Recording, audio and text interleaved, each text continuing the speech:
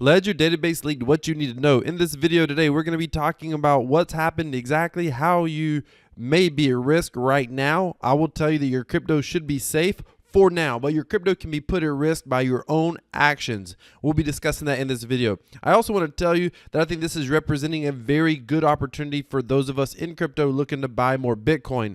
I am very bullish on the price of Bitcoin right now at this very moment because of this story. And I'll tell you what's happening. We're going to cover all of that in this video. We'll cover the Bitcoin price stuff towards the end. But first up, let's get into this. What's going on here? Very quickly. Physical address for 270 Ledger owners leaked on Hacker Forum. What's happened? What you need to know going forward. A threat actor has leaked the stolen emails and mailing addresses for Ledger cryptocurrency wallet users on a Hacker Forum for free. Ledger is a hardware cryptocurrency wallet that is used to store, manage, and sell cryptocurrency. The funds held in these wallets are secured using 24-hour recovery phrase, 24-word recovery phrase, and an optional secret passphrase that only the owner knows. So in other words, there's no way for this part to get leaked right here. In June 2020, Ledger suffered a data breach after a website vulnerability allowed threat actors to access customer contact data.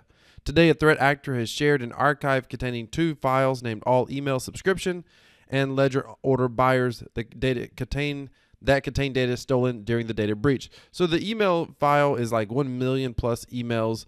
It's just emails. That's it. It could still put you at risk for your crypto. We'll get to that, but you need to know at this very moment, it's just your emails. Now, the buyer data is going to include your name, your email address, probably your phone number, your address, because you got the ledger shipped to you. It's going to probably includes the method of payment, etc. The buyer data is a problem as well. However, it looks like all financial data is secure at this point, as far as we know. Now, this person, Heller, I want to read what this person says.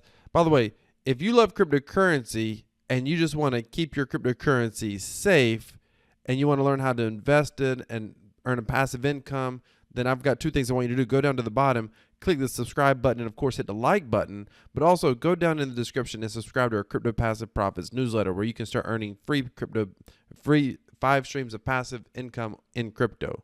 Multi-year track record, full email support provided, 100% guaranteed. Go subscribe down in the description.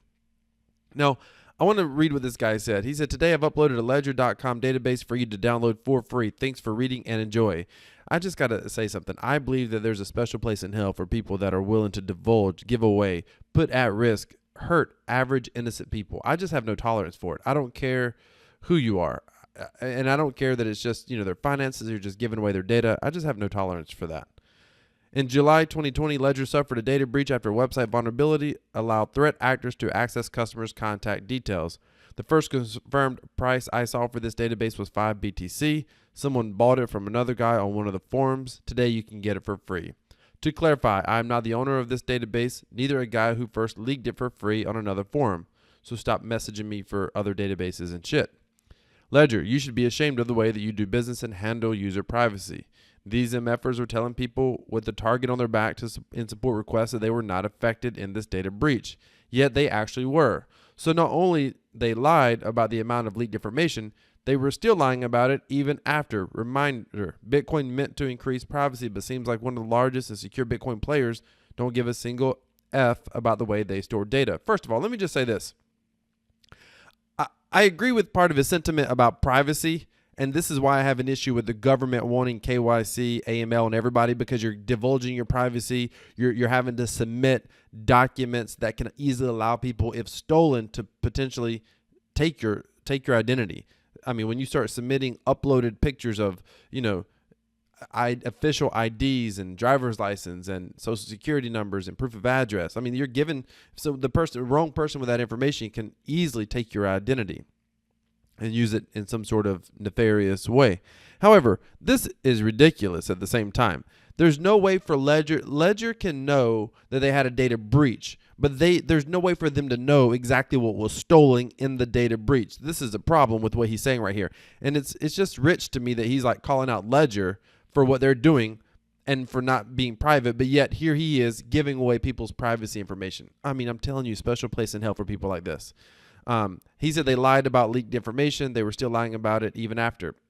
There's no proof of that. Maybe they did try to cover it up, but there's no proof of what they knew was stolen. How would they possibly know? This is just crazy. However, what do you need to do now? First of all, you need to know that your data is out there and you are going to probably have people attempt to get access to your funds. Now, at this point in time, the only way they're going to get access is if you give them access. How is that going to work? I took an online course. By the way, this is not a commercial for Udemy, but I took an online course several years ago with Udemy. Udemy is a place where you can get a lot of cheap introductory courses, and most courses up here are probably garbage, to be very honest with you. If I want to learn about something new, I usually check Udemy. I'll come pick up a course for 10, 15, 20 bucks.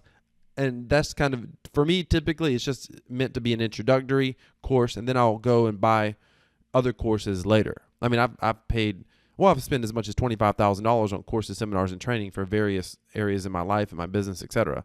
So, I'll spend money on courses if I'm going to learn something. However, there's one course on Udemy that I want to tell you is way worth its price. This one right here. In fact, there's this one, volume 1, volume 2, volume 3, and volume 4. And I've been through part of these. I have not went through all of them. I own all 4 of them, I believe.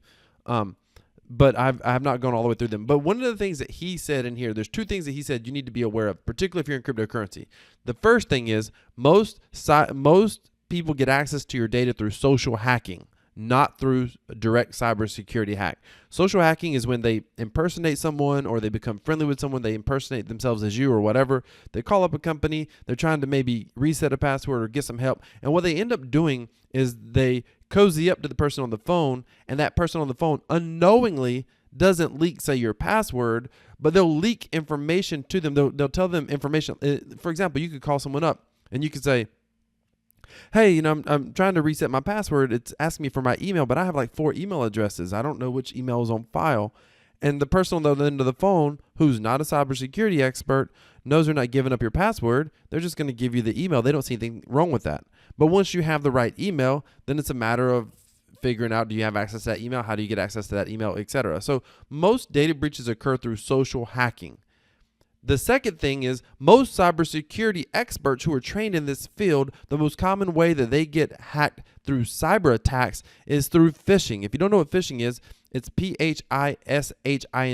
It's where you get an email from, like, in this case, it will come from Ledger, or it's an email from PayPal, and many times, or it might be an email from your bank, and it looks official. It has, the logo in the email, for example. For Ledger, this is where Ledger owned up to it.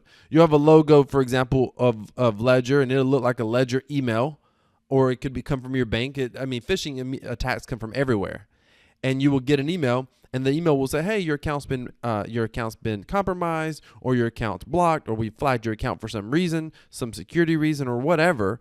You will need you to confirm information here, or whatever." And they'll have a link. Hey, go here, log into your account. When you click on that link, the link might look like it's a PayPal link, or it might look like it's a Ledger link. But if you look very carefully, maybe it's LEBGER instead of LEDGER when you go on the link. So what will happen is you'll go to a website that looks relevant, but you'll put in your private information, and now somebody has access to your private information. If you're not careful, if you start logging into your account, so if you start verifying and you start putting in personal data, you might eventually put your crypto at risk if you're not careful. Now, the thing with phishing emails, most people hear about them and they're like, oh, that's stupid, I would never do that. Keep in mind, according to Nathan House and his course here, the most common way that cybersecurity experts get hacked is through phishing attempts. And it's very cheap for people to do it. It's very easy for them to do it. They can be wrong 99.9% of the time, but you only have to make a mistake once and you're at risk. Once you make that mistake, you're at risk. So here's what you want to do. As a rule, not just in Ledger, not just because your Ledger was hacked. This is a great practice going forward.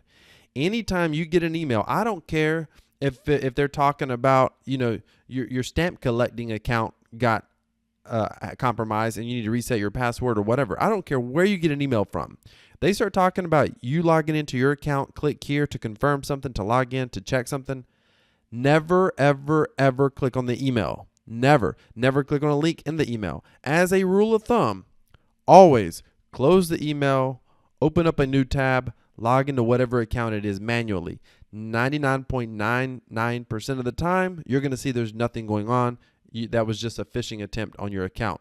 This occurs often. I get personally probably 3 to 6 phishing attempts through various accounts every single week. I can't believe how many phishing attempts I get. It's unreal. And some of you get just as many. So be careful. If they have access to your email, this is what they are most likely going to do. You are going to get phishing attempts on your email. The problem is this has gotten leaked publicly now. Anybody, they have nothing to lose by loading this up into an email system, loading up an email system on their server, basically sending you a spam email and claiming that something's going wrong. You need to click on that link, and then they have nothing to lose by trying to do a simple, and they don't have to be right. All they have to do is get a little bit of funds from one person, and the whole deal is going to be profitable for them because the database has been leaked for free. Setting up an SMTP, or however you say it, setting up your own email server is not that difficult for someone who knows how to do it.